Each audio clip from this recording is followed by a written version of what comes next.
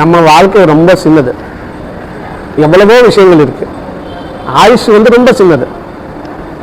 அதனால எது நமக்கு பரம்பரையா நம்ம இந்தியாவில் தான், நம்ம பாரத தேசத்தில் தான் சரியான ஒரு தர்மம், மார்க்கம் இதெல்லாம் சொல்லியிருக்கு.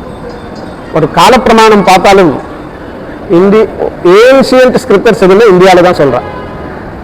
மிச்ச அமெரிக்காவோ பிரிட்டனோ எல்லாம் ஒரு 300 வருஷம், 200 வருஷம், 500 வருஷம் தான் அதுக்கு ஆயுஷ்.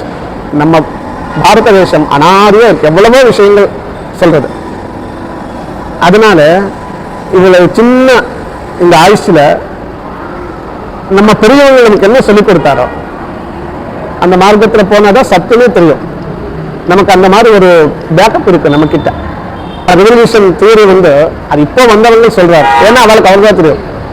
நமக்கு அப்படி இல்லை, நமக்கு தர்மம் தெரியும், சத்தியம் தெரியும்.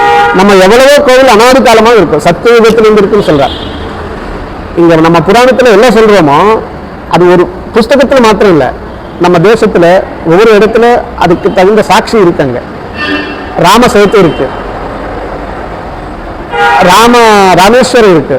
இது எல்லாமே புராண காலத்துல அப்போதுல இருந்து இருக்கு. கொஞ்சம் யோசிச்சாலே இது தெரிஞ்சு போயிடும்.